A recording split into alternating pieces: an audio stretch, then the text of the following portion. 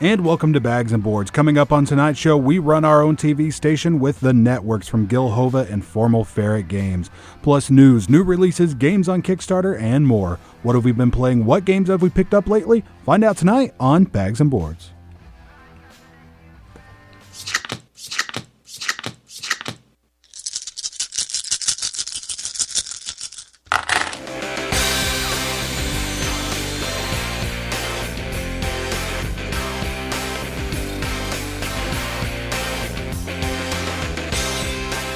And welcome to the show, everybody. I'm Lance McFarland here with D. Clark. D, how is everything going? It goes well. Lance, how are you doing today, man? D, I'm doing pretty good. Unfortunately, as you might know, we weren't here last week, but everyone got to hear our Harry Potter interview again, which is pretty cool.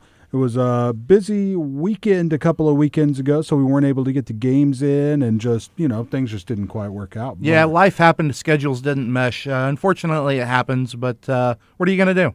Yeah, we're back this week, man. 2 weeks ago. Good weekend. It was. Went to NXT. How was that, sir? NXT was pretty great. I got to say, out of the two shows, I had really, really high hopes for the Royal Rumble, right? Which I thought was a really good show. And I had lower expectations for the NXT show, which I thought over-delivered. So I was really happy with going to NXT. I since getting back involved in wrestling in terms of being a fan here in the last year or so, I came in watching NXT with very low expectations, and literally every pay-per-view, my expectations for them to go up because they keep producing these amazing shows. And it's to the point that I expect a show from NXT that is approximately as good as the main roster pay-per-view. Yeah, that's true, and it's really nice. Like, their weekly show's nice because it's just an hour. Yes. And their pay-per-view's nice because it's just like a little over 2 hours, so you don't get there's not a period where it's dragging along, Right. By the time the main event gets there, you're not already worn out of watching wrestling. And they get just enough storyline in that you care about the guys in the ring. Oh, for sure, yeah. And even in a time like this where their weekly show is kind of at almost an all-time low. Right. As far as not quality, it's still a quality show, but just how much you care about the wrestlers. Right. Just because all of the top people that we loved are all now on the main roster. Right, and you're having to rebuild from the ground up. Yeah, especially the women's division. But I thought the women's division is a good point to talk about with this, because you would look at it and say, I'm not interested in this at all. Asuka's cool, but other than that, but that women's division match at the NXT show was awesome, man. It was. Nikki Cross went through a table, and she took it like a champ. She did. I like Nikki Cross. Asuka somehow survives a 2-on-1 and wins the fight. Yeah. Retains her title. You know what I thought was really cool about Billie Kay and what's her name? Billie Kay and the other Australian woman. The other Australian chick that looks like an alien and nobody cares about. Yeah, she. What I thought was interesting about them is that Billie Kay was getting the pin, and the other one jumped on top to help her pin. Yes. Not so that they'd both be champion, but just I want one of us to win this. But since they were doing that, the one thing I didn't like was that when Asuka was on the ground and Nikki Cross went through the table, why they didn't just jump in the ring and one of them pin the other one. Yeah, immediately. So, yeah, anyway, it was kind of cool, but then you got that little part falling through the cracks, Right. But I also went to Evolve 77. I went to an indie pay-per-view. Nice. Chris Hero's final match before going to WWE. Right. So he's going to be Cassius Ohno in WWE. And Chris Hero's such a cool name, too. WWE, just let him be Chris Hero. You know what's going to happen. It's going to be the same thing that happened when he tried the last time. Yeah. He's going to get introduced as Cassius Ohno. He's going to wrestle a great match because he's Chris Hero and he wrestles great matches. And the fans are going to chant Chris Hero the whole time. Yeah, that's true. For sure. And, in the last few years since he left NXT the first time, he's gone on to become arguably the greatest indie wrestler on the planet. Yeah. And I got to go see his final indie match. He's on a very short list. He's really good. Yes, for sure. You look at guys like AJ Styles. Yep. And, maybe Okada. Maybe Okada. Kenny maybe Omega. And then And he's right Hero. there in that same conversation. Yeah, for sure. Okay, man, so let's get into the show. Yeah. This is a show about board games, not pro wrestling. And if you've never tuned into the show, Bags and Boards is a weekly board game review and discussion show here on KXTR 100.7 The Planet, covering everything in today's designer board game world.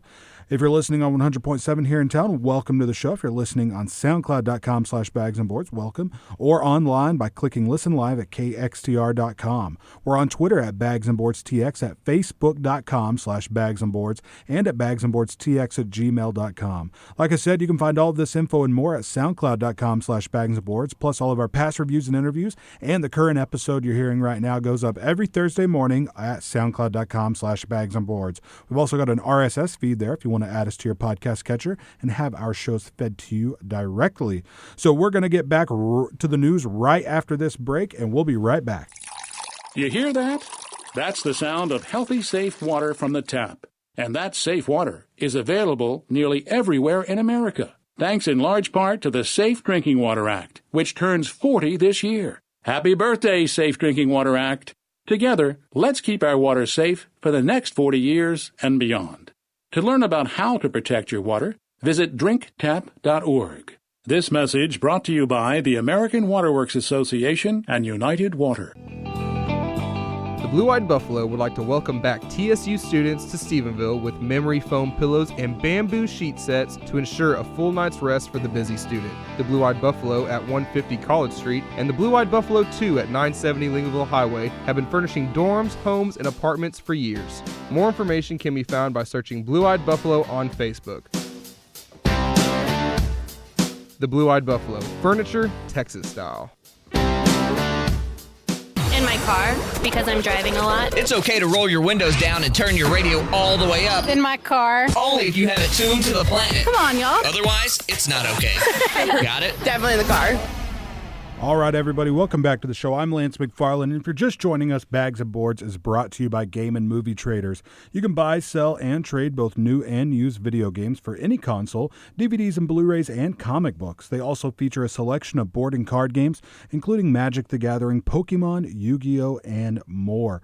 Other collectible card games available there as well. They're located at 2900 West Washington Street, Suite 60, next to the movie theater in Stephenville, and can be reached by calling 965-GAME. They're also online at facebook.com/Game and Movie Traders Sville. So, Dee, let's get into the show. We're going to start out talking about some news going on in the board game world.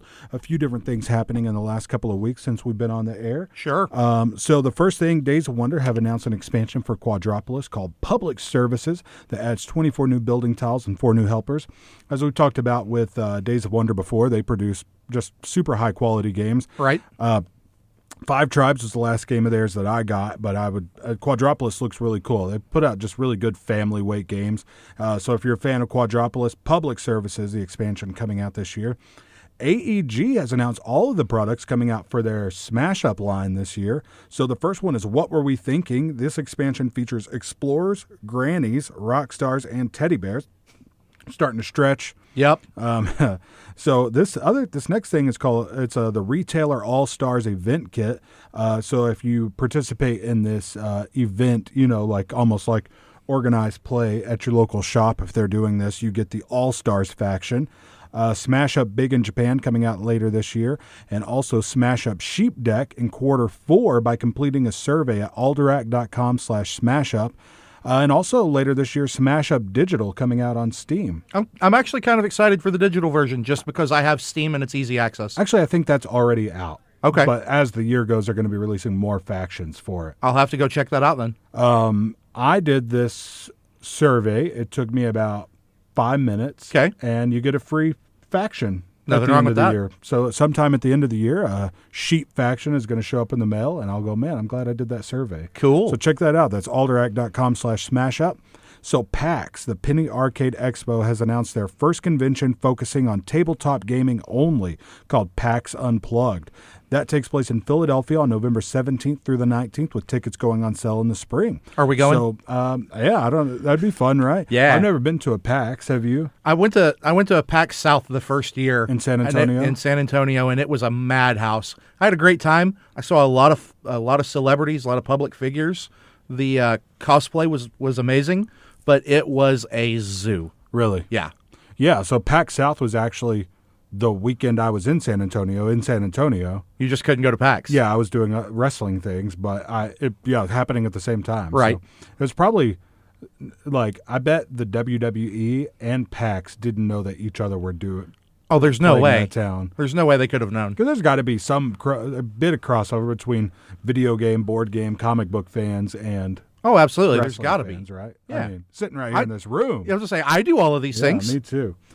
So anyway, D, the next bit of news, as a follow-up to the announcement of Commands and Colors, the Great War digital version that we talked about a couple weeks ago. Yes. GMT has announced that they're going to be doing digital versions of both Commands and Colors Ancient and Napoleonics in 2017, coming out from Hex War, the same company that implemented the Great War, and also that same company did the 1775 Rebellion digital game, among others. But cool. Yeah, this company Hexware definitely getting into the digital implementations of board games and I'm excited to play Commands and Colors games. Absolutely, man. I've talked about before, and we're going to talk a lot more about Commands and Colors as time goes on, but I've talked about before how much I love the Great War, but I'm really excited to play Ancients because Ancients is just, Commands and Colors Samurai Battles is almost like it doesn't exist. Okay. Like you just never hear anybody talk about it. No, nobody talks about it. Like, it's weird. People didn't even do reviews of it. We did a review here on the show. Yeah, but we were one of a very small handful. It came out from Zvezda, which is a Russian company. Right. And they have a USA division, but that's just like an office in the U.S. And it never got picked up by a U.S. company or anything like that. So I don't know if it's hard to get your hands. You can go to their website and buy it, but it just never got the play that the other versions of Commands and Colors get. But to me, it's just the best, right? Right. And also the barrier to entry with Samurai Battles is that it's the miniatures that you have to put together. Right. And glue and stuff like that. And I realize that I'm coming from a wargaming background, but putting together some minis is not an issue for me at all. Yeah, for me, I'm not a big fan of it.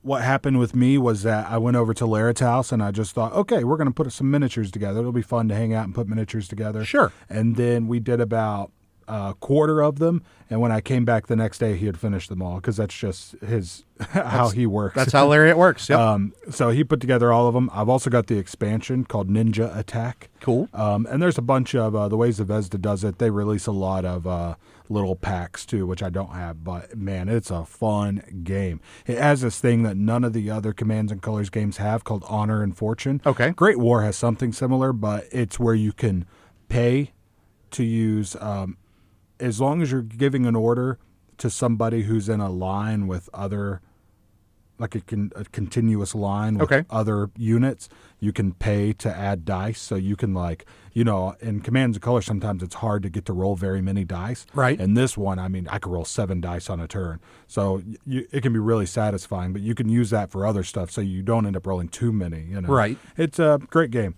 And it was the first one that added the extra cards that have like special abilities, like, play this card when your opponent gives a command to someone in the right section. Okay. And you can play that card and say, like, I get to do a counter attack or something, Okay.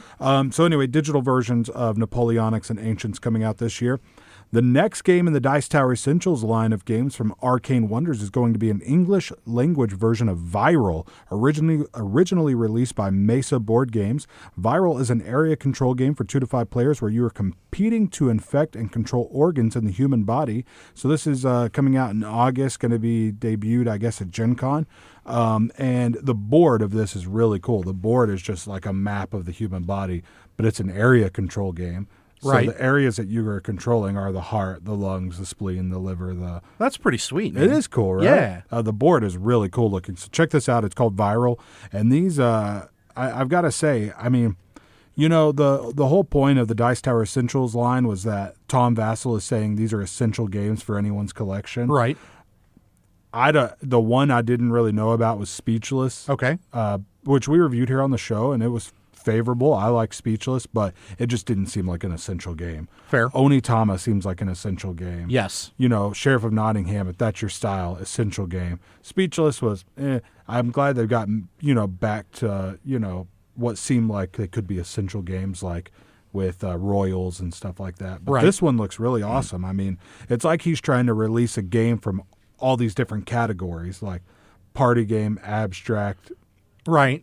And most gamers game. don't need something from every single category. You don't have to check every box. That's true, too. Yeah, but I just feel like there had to have been a better party game out there. Right. Well, I mean, we've reviewed some pretty good party games on this show. Oh yeah, party games are one of my favorites. I've got an awesome party game collection. Yes, It's you do. It's one of my favorite things about my collection. You wouldn't think that as much as, I love heavy Euros and war games and stuff, but man, I love party games. I was going to say, you also love playing games with your entire family, and that just that's screams true. party gamer. Yeah, for sure. And Codenames has kind of taken that mantle lately. But Man, I love Codenames so much. I do too. Great game, right? Yes. People that don't like Codenames, which, like some like more prominent reviewers don't like Codenames, and like I get what they're saying, that it's just like everyone's sitting and staring at words. Right. But like that doesn't discount the fun that people are having, because people really like it. It's a blast to play. I've never been in a group and played with somebody and had them be like, "This is boring and I don't want to do it anymore." I agree. I've yet to see this. Totally. So last bit of news, Marco Rama Games in New Jersey. This is a game shop, right? Right. Local game shop that also sells games online. They are closing their store due to Asmodee's policy about selling their games online. So I don't know a lot about the policy, but I believe they're not allowed to sell the games online, right? Yeah, I was going to say, I believe Asmodee sells their games through their website, and you're not supposed to do that. Yeah, I think the markup is just really big. I think Asmodee won't let you take like a discount off. Right. And I think there might be something about local game shops, and I don't know this at all. I mean, I remember the policy from like 2 years ago. Right. Or a year and a half, whatever it was, but don't take this as true, but I think it was something like if you are a local game shop, you can't sell them online. Right. Okay. Like something like that, right? But anyway, so I don't know about Asmodee's policy affecting people, and this is just from they may be this awful business who doesn't know how to run it and just blaming it on somebody. That may be. I have no idea. You know? There's a whole lot of information missing here. Yeah, I just thought it was interesting to put that out there, that like this is the reason we're closing our doors, Right. Asmodee has made some big moves. I mean, if you buy an Asmodee game on like say coolstuffinc.com or something, right, you're going to be paying almost full price. You don't get that 35% off, which, I mean, yeah, as someone who works at local game shops, I mean, it seems like it would be true that would help local game shops, right? Because, one of my things that I say is like, it's hard to like buy a game at a local game shop if it's not meeting like an instant gratification for me, if I can go get it for like, $15 cheaper. Right. But if you don't have that, if more companies started to do this, then you go, this is the price of the game. I'm just going to go ahead and get it here, That's true to an extent. The other side to that is that by being able to sell it online, you reach a whole lot more people. Yeah. So I can see both sides of the coin there. Yeah, and especially if you're a local game shop who also sells online. Right. Yeah, I don't know. I just thought this was kind of interesting. I'm sure there'll be more about this, right? Yeah, surely that there will be more news about this coming out. All right, guys. So on Kickstarter right now, a couple of cool things. Heroes of Land, Air, and Sea has 16 days to go. $60. Okay, so at first, the lowest one that they had was $100. Right. Like when I got on Heroes of Land, Air, and Sea, I was looking at the side, and like the lowest price was $100. And I was like, what? I had no idea this was going to be such a big game. Right. I thought it was going to be a bigger than Tiny Epic game. It looks like it's a full-sized game. But there's a ton of miniatures. There was so much like, I guess, not backlash, but like people going, oh, I can't afford this. Like, right. This isn't what I expected, that they added a $60 version with standees. Yeah. Instead of, that doesn't bother me at all. Like, I would get the $60 version. But when you have, like, I mean, like Cool Mini or not, their games are around the $70, $80 range. And right. They have awesome miniatures yes, in their they do. games. So, I don't know. Go check it out. $60 gets you the game with standees instead of miniatures. And for miniatures, you're talking $100 and up, depending on, what version you want. There's a deluxe version, stuff like that. Sure. So the game still looks cool. It's definitely not what I expected. It's pretty cool. Each faction, so like whether you're playing dwarves or humans or elves or whatever, right? They each come with like a castle piece, okay, and like a land vehicle and like a sky ship. Cool. Which is what a funky theme, right? Well, I mean, it makes sense given the name of the game that you're going to have airships and tanks or some sort of vehicle for the ground. You just don't think of airships and fantasy together. It is a little steampunky. Yeah. But one of my favorite D&D settings is Eberron, and they have things like that, and it's purely run by magic. Really? How does the steamship yeah. work? Well, we captured an air elemental, and now he's our slave, and he pushes the air around so that we can fly this tub. That's really interesting, and also like the new Magic the Gathering set has a lot of airships, right? Yes, very much so. So anyway, that's on Kickstarter right now, 16 days to go. If you're a fan of Tramways from Alban VR, there's an expansion for Tramways coming out, Paris and New York expansion. The good thing about this Kickstarter is that you can also get the base game if you missed the original Kickstarter. This is another chance to get the base game. Sure. This is in the line with Small City and Clinic and what's the one you have? Town Center. So it's in that same line of games where they're all kind of set in the same town. We still need to play Town Center, by the way. And Clinic. Yes. Oh, man. And Tramways. Man, I would love to play all of Alban VR's games. We need to just sit down and have a giant review of the entire setting and games. That's a good idea. Kind of like playing all within this one city. Yep. So anyway, that's out there. You can get the base game or the expansions or a combo of both. 20 days left on that. So did you play any games this week besides the networks that we're talking about? Played the networks. Played a game of Empire Builder. That was a lot of fun. Got another 5-player game of Empire Builder. Okay. Our board looked crazy. For those of you who haven't played, it's a crayon rail game. Yeah. A lot of fun. Little bit of just filler party, or not party games, but filler time taker games. Played a little bit of Coup. Played a game of Gun Runners. Nothing else big or super impressive, but fun. So would you say that you guys more like just pull random games off of like the shelf of games and play them, rather than like people bringing in their new games that they bought and stuff? Usually somebody comes in and says, "I'm in a mood to play game X." And then, okay, we'll play that game. Yeah. And you find a group to play it. The Empire Builder game, for example, somebody sent me a message a day ahead of time and said, "Hey, Friday night, we're meeting at the shop and we're playing Empire Builder. Are you in?" And I said, "Sure, I'm in. Do I need to invite other people?" "Nope. Have 6 spots, have 7 invites going out already. Plus Steven will be there. We'll have players." That's crazy to me that you guys can get together a 5-player game of Empire Builder. Yeah. Like that, a game like that has gotten so popular. And locally. it took almost no work in terms of pulling teeth and scheduling and things like that. Yeah. It was literally just send out a text to a group of people. "Hey, do you want to do this thing at this time?" "Yes." Huh, very cool. Yeah. So anyway, I haven't played anything else except the networks, but I did get some cool games in the mail. Got a nice big package from R&R Games, which Awesome. I'm really excited about. The first thing in there is a game called Pickle Letter, which is like a word game. It's really interesting. It comes in it's like a plastic, it looks like a pickle jar. Yeah, it looks cool. And it's got letters in there. I'm not sure how the game plays, but it's also got like toy plastic versions of like dill pickles. Right. I have no idea how this game works, but I think if I remember from the videos I've seen of it, you literally just dump it out. Right. And whatever ones land face up, or you play face up, and whatever lands face down, you play face down. The pickles land where they may. And then I think you have to like match letters, and you keep trying to get matches of letters. And when you can't find a match, you grab a pickle, and then like other players have to prove you wrong that there was a match. Something like that. Okay. Right? Coin Quest, which is an auction game. Really simple, sort of like, you remember we played the game Mogul? Yes. I love these auction games that have just like 2 pages of rules, and like the depth is in the gameplay rather than in the rules. Yes. I love that, right? And it looks really good. Not the like best quality components. R&R sometimes can be all over the place with components. Yes, right? they can. Very much so.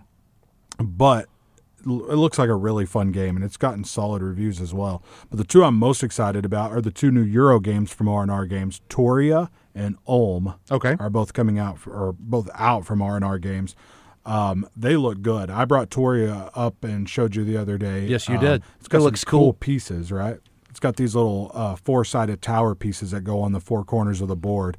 And I think based on the direction you're looking at it, whatever actions you can see on it are the actions you can do, and then you turn it at the end of your turn or at a certain time, and then your actions you can do change. You say little, but they're actually like probably a good 2.5 inches square. Yeah, they're big. And they're 7 or 8 inches tall. I mean, Yeah, they're they're not pretty big, yeah. They're not small towers here. And then there's your player boards you put together like those. It's a cool looking game. It If is. nothing It else, looks it's cool cool. looking. And Ulm has gotten really good reviews too. It's got this really cool mechanic where you've got these squares with these little squares on the board with little squares with actions on them that you push around Right. to create certain lines or rows and columns of actions. Sure. And then I think that's what you can do, whatever's in the column or row that you're going on. Okay. So both Euro games with really interesting mechanisms going on. So I'm excited to give those a shot. Those are the only games I got in. Do you pick up any games this week? I picked up nothing, unfortunately. All right, man. So new board games coming out. If you're into Just Desserts, which is a fun little card game I like, there's an expansion out called Better with Bacon from Looney Labs. Santorini. This is one of the hottest games out there right now from Roxley Games. Yeah. I want me and you to give this a shot on Tabletopia. This is on Tabletopia. Yes, it is. So This needs to happen. we don't have a copy, but we can play it on Tabletopia Sure. and see what it's like. It's really cool because the board afterwards, if you've ever seen pictures of Santorini, the city in Greece, this board looks like that city. It's really cool.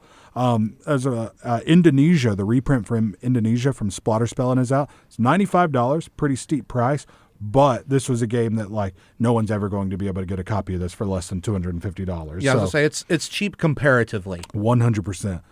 Healthy Heart Hospital from Victory Point Games is out. It's a cooperative game of treating and curing patients. Rado talks about this, but like it seems like all the like medical games are all competitive that have come out, and this one's cooperative because it seems like like clinic and stuff Right. like that. Seems like cooperative would make more sense in a medical field setting. I this- play nurse, you play doctor. This may be me. I may be in the minority, but when you say medical game, the first thing that pops into my head is Pandemic. That popped into my head too, but I don't think But you're right. It is in the minority in terms of co-ops in that general genre. Yeah, for sure. Spyfall 2 is out from Cryptozoic Entertainment. I think it's pretty much just Spyfall. They just are re-releasing a new version with new cards and locations. Spyfall looks like a cool game. I haven't played it, but let's see. This Wednesday, a couple of cool games coming out. Well, if you're listening to this, it's today. These games came out. Yeah, they'll be out today. And or if you're listening on Saturday, they came out on Wednesday. Pyramid Poker from R&R Games is coming out, and Numenera Into the Outside. This is a new book for the Numenera role-playing game, so you're exploring pocket dimensions and parallel universes. Numenera, really cool RPG. If you haven't heard of it, go check it out. It's by Monty Cook, one of the original writers for D&D, for like kind of 3.5 and he was around that era. Yeah, he was a contributor. Like he helped Gygax, from what I understand, with second edition a little bit, and then got hired on and was one of the huge forces behind 3.0. Yeah. And he's been a giant of that genre ever since. Which, if you talk to most people who play D&D or have played it regularly for many, many years, which, I mean, I've played D&D on and off for 15 to 20 years now. Right. And 3.5 is what they're going to say. If you say, what's your favorite D&D? They're probably going to say 3.5, Yeah. almost always. I mean, 5th edition is... It's okay. It's fun. Yeah, and it's not like... It doesn't get the, like, disdain that 4 does. Man, but, 4th like, edition cost them so many people. Yeah, totally. Especially when Pathfinder was like, hey, let's do a new game that's sort of like 3.5. Pathfinder came about because Wizards of the Coast fired all the people who were working on 3.5. They were like, we're not doing 3.5 anymore, so none of you have a job. Get out. Yeah. And all of those people were like, fine, we'll make our own casino with blackjack. And, they did it, man. And then they did, and they made a bunch of money. They did, for sure. Absolutely. So that's coming out. Also on Friday or yesterday, Kingsport Festival, the card game from Passport Game Studios coming out. Got solid reviews. Sometime this month, Quartermaster General Victory or Death, the Peloponnesian War from Grickling Games. Quartermaster General is a really interesting game. You've played this once. I have. Twice. I've played a couple of games. My copy is up there. It's a really funky game. It's a war game where instead of battling We're worried. There's a little bit of fighting, not much. We're worried more about supply lines and supply routes and stuff like that. It's an area control game where you only have so many pieces. Yeah. You literally can only control so much area. Yeah. And so it turns almost not into an area control game, but an area denial game. Yeah, that's true. And it's it didn't really hit well for me, but I played 2 players, and I think this game definitely needs all 6. The base to be Quartermaster its General, best. I've played it once with 2 people and once with 3 people, and the 3-player game was way better than the 2-person Yeah, game. I could see that for sure. So I think you're right. I think it needs 4 or 5 people to be decent. Because if you're just playing 2 players, each player is playing 3 decks, essentially. Exactly. You take 3 turns. It's very strange. But, so yeah, this one is about the Peloponnesian War, so they're starting to release other versions, which this is definitely giving me the Commands and Colors feel. Like a little bit. They're going to release this game, but based on other wars as well. Right. Also in February, Capital Lux Capital Lux and Avenue from Aporta Games, both coming out. Both solid reviews. Capital Lux got a lot of big reviews, so yeah, there it is. So D, we're going to take a quick break, and when we come back, we're going to be going over the rules and overview of the networks from Gil Hova and Formal Ferret Games. But before we go, I wanted to tell everybody Game and Movie Traders, located at 2900 West Washington Street, right next door to the movie theater, carries a selection of board and card games, including Magic the Gathering, Pokemon, Yu-Gi-Oh, and more. They also host groups and tournaments for all of these games, plus Dungeons & Dragons, Warhammer, and more. For more information, they can be reached at 965-GAME or at facebook.com/Game and Movie Traders Sville. D, we're going to take a quick break, and we'll be right back. Hey, this is your DJ Kashino. Join me every Saturday night at 10 p.m. for Future Sound, my weekly mix show featuring the freshest trap, bass, and EDM from across the globe. Right here on 100.7 FM The Planet, Stephenville's rock and rap alternative.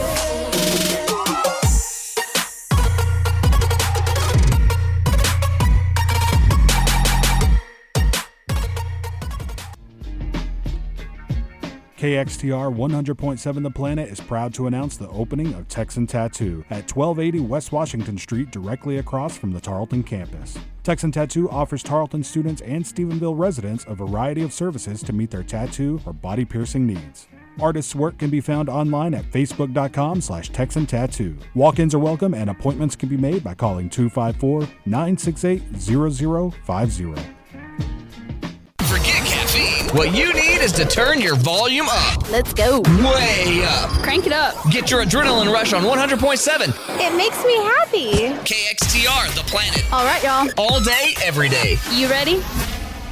All right, everybody, welcome back to the show. This is Bags and Boards, a board game review and discussion show here on KXTR 100.7 The Planet. Tonight we're talking about the networks, designed by Gil Hova and published by Formal Ferret Games. So Gil Hova is the designer of Battle Merchants and Bad Medicine, formerly. Yes. Formerly. Formal Ferret Games is his company that he runs. Battle Merchants was released by another company, but so far, Bad Medicine and the networks are the games that he's published through Formal Ferret. So D, just to give a quick overview of the game, in the networks, you and your opponents are new television stations, and you need new programming. And for this, you'll need shows, stars, and ads. So D, this game lasts about exactly 5 rounds, and the player with the most viewers at the end is going to win. So there's different player boards or different central boards for whether you're playing 1 to 5 players. I have not played the solo game. We've played at 2 players and 3 players. Correct. So kind of, middle of the road there. So on your turn, you're seriously just going to do one of the following actions. The theme of this game is they go with the theme of television. So like you're going to have like the show Found instead of Lost, things right. like that. So it's definitely a parody there, and it's definitely comedic. The ads, the stars. Oh yeah, it's all funny. It's very cute and makes a lot of references to things in television. Yeah. Without actually using any of the things in television. Yeah, for sure. And so on your turn, you're going to do one of the following 5 things. You're going to develop a show. Depending on the number of players, there's going to be a certain number of shows, ads, stars, and network cards, which are special action cards out. So you can develop a show, and as we go, as these cards are taken in this one round, They're not going to be replaced until the end of the round. Correct. So you can develop a show, which means you take a show and you put it in your lineup. So on your player board, you're going to have an 8 p.m., a 9 p.m., and a 10 p.m. slot, and you're trying to make those perfect. Your shows that you're developing are going to have preferred time slots, but you can put them wherever you want. Right. Pretty much, if you put it in its preferred time slot, you're going to get a few extra points on that first season. And that's it. So you're going to develop a show, put it in whatever time slot you want to put it in, and then later on, it's going to age. So at the end of the round, our shows are going to age. Correct. Which means we're going to move a little black cube down, and the number of viewers is going to change. So it could do anything from, say, start at 8 and then go 7, 6, 1, 1. Correct. So, like, in the last couple of seasons, it lost a lot. So I need to get rid of that show and get a new show in that spot, right? Correct. Or it could do something like start out low, like start at 5 and then jump up to 14, like it got really popular in its second season. And these are number of viewers that you're getting from the show. So you may start with a show that's lower just to get those big, season 2 and season 3. Absolutely. So once you get rid of a show, once you get a new show to put in its place, that show is going to go into reruns. You flip the card over and it's going to have an extra number there that's going to get you some extra viewers as it's in syndication. Then it's going to go to your archives after the round that it was in reruns. So that's how you develop a show. You can also get ads. Ads and stars go straight into your green room, and then you can use the attach a star or ad action later on to put them on a show. Shows are going to have requirements. They're going to say this show has to have a star or an ad or both, or it has to have a star and it can have an ad, different things like that. So you're going to attach them. Ads are going to give you a boost of money right off the bat, right when you take them, and then they're going to give you money at the end of each season. So stars are going to cost you money right when you take them, as do shows, and then they're going to cost you money at the end of each round. So pretty much at the end of each round, you say, this is how much money I owe, this is how much I get. Do I owe or do I get? Right. Did I make money? Yeah, and the other thing you can do is get a network card. Network cards are going to do anything from give you an instant action right then, from something as simple as get $5 million. Yep. Or they're going to give you something that you can use one time, but it doesn't have to be right then. You use it whenever you want. Or something that's an ongoing action. Or something that helps you score extra points at the end of the game. Precisely. Those are the 4 different types of network cards, and that's the game. You play 5 seasons, you do these things, you're pretty much trying to optimize your 3 time slots. You're looking there on the 3 time slots, you're focusing on those. How can I optimize this, right? And we'll get more into that. But real quick, we're going to take a really fast break. That's the overview of the game. We're going to take a quick break, and we'll be back to talk about our thoughts of the networks. And before we do, I wanted to tell everybody, make sure you follow us on Twitter at bagsandboardstx, at facebook.com/bagsandboards, and you can email us if you want to. We're bagsandboardstx@gmail.com. Most importantly, though, head over to our SoundCloud page at soundcloud.com/bagsandboards. You can find all of those links there. Plus, you can find all of our reviews and interviews, plus all of our episodes if you want to catch up on the show. And there you can find our RSS feed address, which allows you to add us to your podcast catcher and have our shows fed to you directly and listen every week. So we're going to take a really quick break, and we'll be back to talk about the networks from Gil Hova and Formal Ferret. Listen up, all you fashionistas. Tarleton is now offering a new minor in fashion. Classes include fabric fundamentals, fashion industry, apparel development, fashion history, and fashion forecasting. This new minor is open to all majors and there are no prerequisites. For questions, contact Dr. Blaylock at kblaylock@tarleton.edu.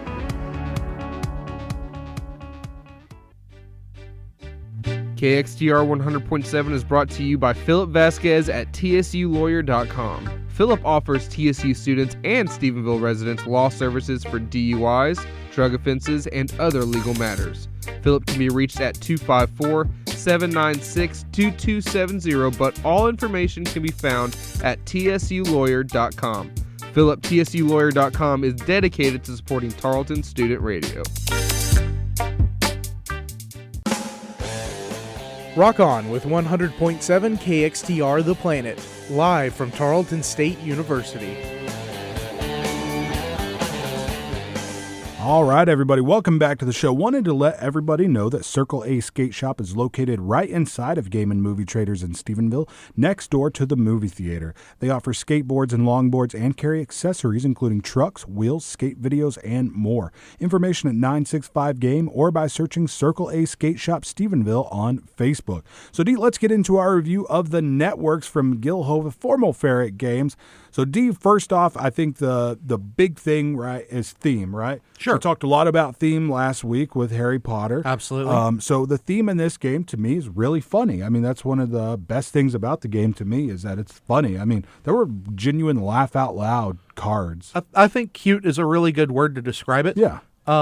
It definitely, like I said earlier, it definitely pulls from things that are in TV today. You know, if you're a big TV junkie, you're going to recognize a lot of these references. Yeah, yeah. Some of them were very cleverly done, and we didn't catch them initially. 31 true. Paper being a prime example as a take from 30 Rock. Yeah. But it's very cute. There are a lot of funny moments, and especially when you get things to line up just right to where you have the right star on the right show. And so you have the guy who dies in everything in Super Awesome Explosions show. And so every episode is this guy doing something and then exploding. And, you know, we all have these perfect images in our head of this ridiculous TV show, and it's hilarious. Yeah, yeah. And the one thing I think that would have made the theme even better is like, you know, we have found instead of lost. Right. Or we have NCISICUBUS Scranton. Right. Which is a good one. I like that one. We have these shows that are like really specifically, this is a parody of this. I wish the actors were the same. Instead of guy who dies and everything, I wish we had, you know, instead of Tom Hanks, have Tim Hunks. Okay, you wanted to go that route. You know what I'm saying? Okay. I think since we did such precise parodies of the shows, why not do precise parodies of the actors? That works fair. the way it is, but I thought that would have been even a nicer touch. I didn't think along the lines of every single actor, but there were a bunch of them where I was like, It was that's totally obvious. this person. Yeah, for sure. That guy who dies and everything. Well, I wonder who that could be. And he's got a sword, and you only see his body, you don't see his head. And I mean, surely this isn't a Sean Beam reference. Yeah, for sure. No, that's true. And they all did. They all were a reference of somebody. Yes. But, yeah. You wanted actual names. Yeah, for That's sure. fair. Like, you know, it could have been Sam Bone. I don't know. Right. Whatever, you know. So anyway, the theme is really funny. So to me, the coolest thing about it is that the player board, just to get it out of the way, this game was a little too light for me. Okay. I mean, I could see playing this game with a group and having a good time, but they're just like, even for like a family weight game, they're just like, I wish there was a little bit more tension. Like, right. I wish it felt a little bit tougher. I wish there was a little more crunch to it. You know what I mean? The game's attempt at adding tension, adding strife for a player, is your absolute least favorite way to do that, which is cards that basically say, do terrible thing to opponent. Yeah, for sure. Yeah, there's these cards with an eye on them. They're interactive cards, and what they are is they're just like take that cards. And for me, like and not every player's like this. Some players are going to really like that, right? They're just mean cards that I would. I mean, I'm probably going to just toss them in the trash. Like, right. I don't even want them in the box. I don't want them rubbing off on the other cards. Right. You know, like I don't want the other cards making bad decisions because they're having to hang out with these cards. So anyway, yeah, the interactive cards aren't for me. If you like take that stuff, like, you know, Munchkin's a really take that sort of game. Absolutely. I like Munchkin, but in this one, it's just like, I mean, say we get into this situation where, like, you know, I'm about to do this really cool thing that I've been working for, and you go, nope. Right. That's not fun for any. I mean, it's just not fun. You know what I mean? I'm a, in the words of three H's, Triple H, I am a creator. Not a destroyer. Not a destroyer. So, anyway, so, yeah, the interactive cards, not a big fan of. But to me, the best part of it is optimizing your player board, right? Right. You've got an 8 p.m., a 9 p.m., and a 10 p.m. slot. which we're in the Central Time Zone, so I like to think of them as 7, 8, and 9. Sure. And you're just optimizing, right? So like I had one where, and you do end up in these funky turns, like you said, where you're like, all my shows are perfect. They've got all the stuff that can be added onto them. I can't add any more. I'm about to score the top thing in all of them. All I can do is, get as many ads as I can, but the other players are grabbing ads too, Sure. And then do I want to waste money on stars that I might not even need later right now until I know I need them? Because different shows are going to come out later. What if a lineup of shows came out that all took ads instead of stars? And it happens sometimes. And I just bought all these stars for no reason, We played one game where I was like, man, this 8 o'clock show is the pits. It has dropped. I'm going to get 3 viewers this season. I'm going to get 1 viewer next season. This thing has got to go. And the cards came out, and there were no 8 p.m. shows. Yeah. And I was like, well, I guess I'm just going to take the hit and, get something else and not optimize it. Yeah. But, I mean, that situation where the right cards that you need not coming up is a very realistic possibility. Yeah, for sure. It's small, but it's very real. And I really tried hard to find like the places where I could find some depth in this game, and it's a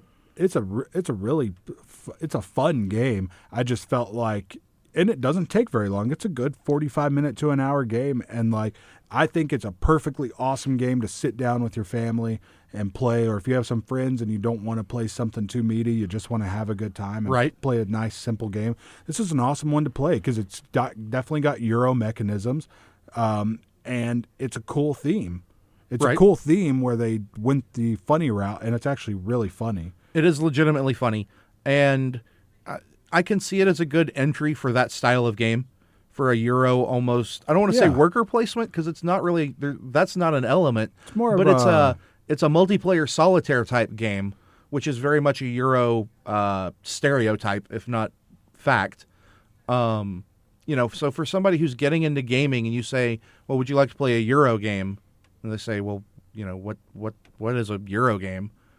It's a great thing to bust out to show as an example. This is an intro into that world. Yeah. But if you don't have a need for that specific thing, it's really light.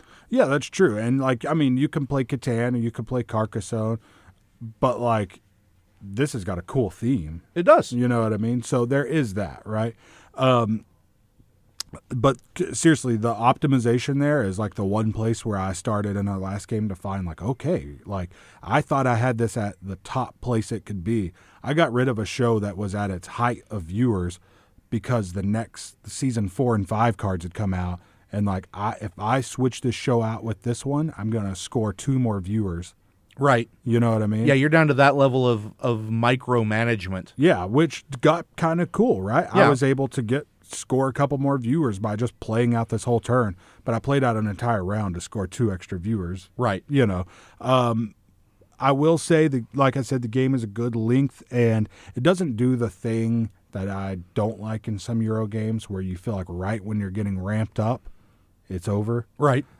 This one, what you're doing is you're trying to get to that perfect spot to end your last round with the highest score possible, rather than like I'm just getting there. You know what I mean? Exactly.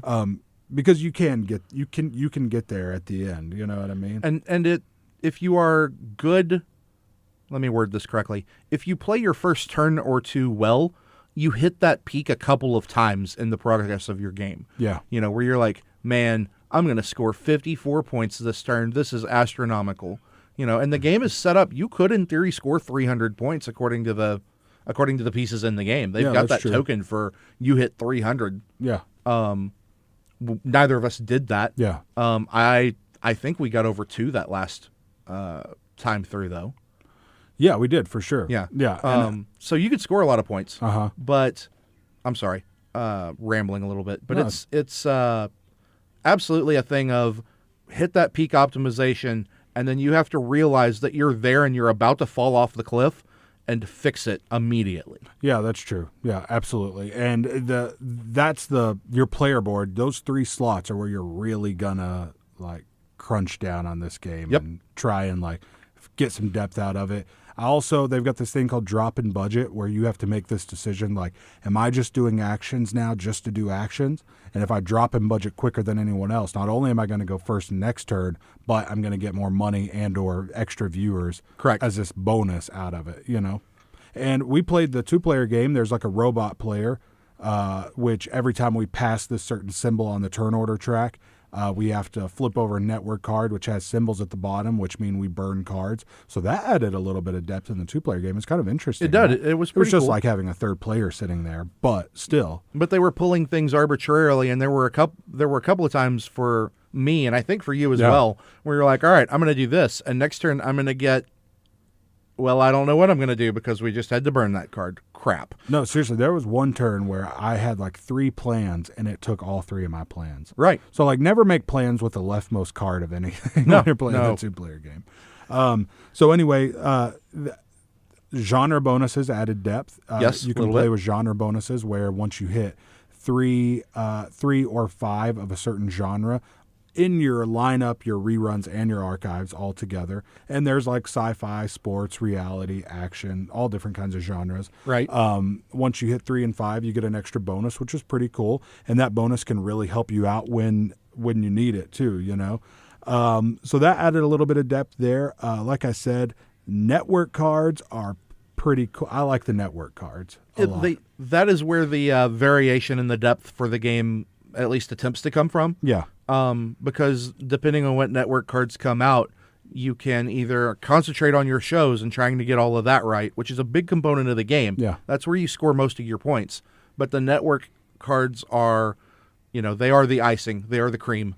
It is the stuff where, well, not in your games, but in theory, you can get the interactive cards so that you can stop your opponent from doing the super awesome things. You get the extra money to go get the extra stars that you may not need right now. You can develop shows for free, get extra ads. Just all the bonus freebie things are all done through the network cards. Yeah, for sure. And it adds this thing in the game where you're like, oh, that's a really good card. Yeah, I but I kind of really need this show. But well, if I get that, then I can get the show for free. But if I get that, then the show might not be there. So you definitely have some decisions to make there. Like the network cards add this like enticing little like short term. Honestly, if it weren't for the network cards, I think the game would be boring. Yeah, I could see that. It definitely adds a lot to it. Yeah, they are the spice of the game. The other thing that kind of adds a little bit of meat to it is the resource, which is the money. Yes. It's really tight. I mean, you don't always have a lot of money.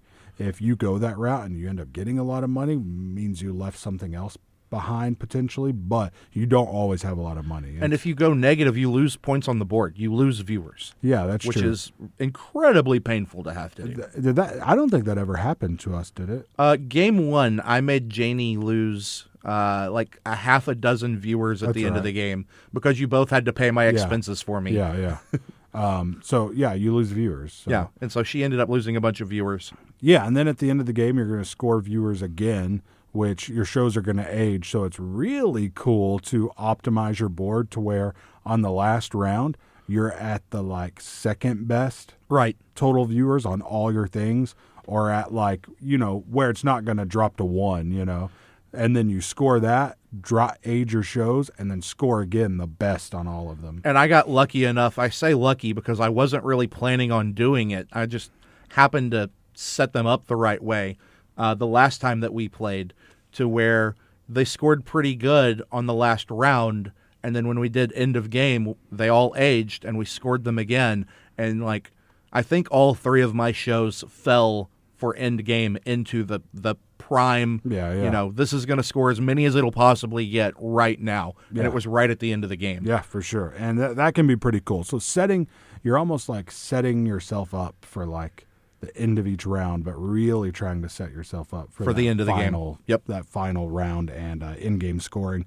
Like I said, interactive cards, not my thing, but you might like them. The game is kind of fiddly in a few different ways. There's like the middle 3 boards, which are your score tracks and your turn order and your drop-in budget stuff. Like those aren't attached to each other. Correct. Because there's a different board for each of the different player counts. Right. Which I feel like those other 2 boards could have been attached. Well, it's because that middle one, when you're playing 1 or 2 players, it's got the you turn flip counter over, on it. Yeah. So yeah, none of the boards are attached. They tend to move around a bit. The fiddliest part of it, which got me a lot, was that you're sliding your stars and ads underneath your show cards, and your show cards have little cubes on them. So your cubes go walking very much. Yeah, for sure. And it was one time I got really worried because like one of my stars had gone up underneath my show, and you were like, "Oh no, I know I put a star on here." Yeah, and I just totally like forgot to score it. Oh you man! know, so if I had not seen it, yeah. So things like that can happen. There's a cool little thing in the middle of your player board, which has like a score calculator. And I finally realized today that you're supposed to, as you gain viewers, move that extra black cube you have up. Right. So at the end of the round, you just go, I've got this many, rather than having to add them up at that point. Right. So we weren't doing that, but that's what you're supposed to do with it. It's a nice little touch. Yeah, I was using it like to confirm, this is how many I have as I went through scoring, but I didn't do it as the round progressed. Yeah. So, yeah. I mean, any other thoughts about the game? No, actually. I think we've covered it pretty well.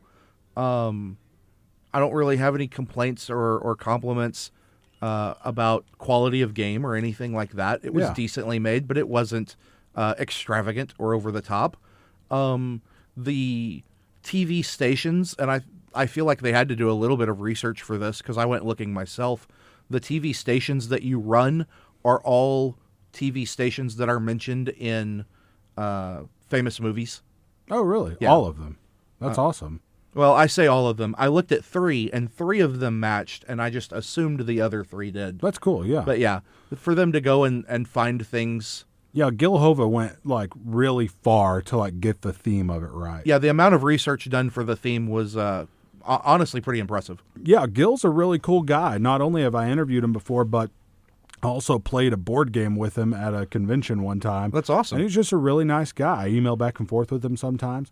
And I think his designs are getting better and better. I mean, Bad Medicine's a really cool game, and I really like this one. I'm excited to see what he comes out with next. Right. I like that he's off on his own, doing his own thing, and putting out a game with, like, quality components. And, like, it's a solid game. It's not my favorite game, but I could see pulling this out in certain situations. It's not a game I'm looking to get rid of. Right. You know what I mean? So anyway, I give this game a good solid B minus in my book. I mean, I like it. It could use a little bit more meat. Maybe if he puts out an expansion for it that adds a few other mechanisms going on, it could really sing at that point. But. Okay.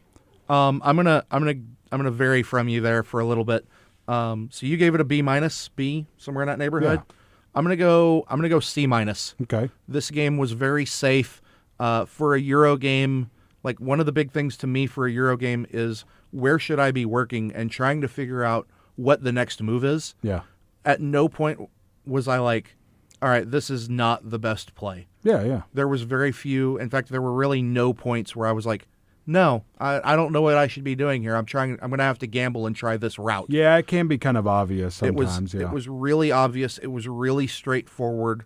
And if you're looking for that, if you're exposing new people to games, if you're looking for a like light game with a cool theme and you like that TV theme, check it out. Then check it out. Yeah. For me, as somebody who's looking at these games as either A, something to play with other people, or B, something to add to my collection, it doesn't really fit either of those niches for me. Yeah, for sure. So I've got to cut it. So that's it. So the networks from Gil Hova and Formal Ferret Games. Just real quick, Bags and Boards is brought to you by Game and Movie Traders, located at 2900 West Washington Street, next door to the movie theater. Game and Movie Traders does buy, sell, and trade for both used and new video games. They offer both new and classic video games for all systems, including PS4, Xbox One, as well as Nintendo, Sega Genesis, and all consoles in between. Information at 965game or at facebook.com/Game and Movie Traders Sville. So, D, that's going to do it for us this week. Once again, at bagsandboardstx on Twitter, facebook.com/bagsandboards, soundcloud.com/bagsandboards. And we're back next week talking about Orleans, the Tasty Minstrel game. I'm really excited. This is Euro. I'm very excited about this. Yes. One. This is going to have some meat to it. So I feel kind of silly because every week we say, man, this is the game we're playing next week, and I'm really excited about it. but it's true. Like every time you're like, all right, this is what we're doing next, and I'm like, yes, let's do it. Yeah, I'm always It really excited is. too. Absolutely. So, guys, we're going to get out of here. We will see you next week. Be sure if you're listening on Wednesday, the show's on again Saturday nights at 5 p.m. So, or check us out on SoundCloud, and we'll see you guys next week. Stay safe and have fun, guys. Bye, everybody.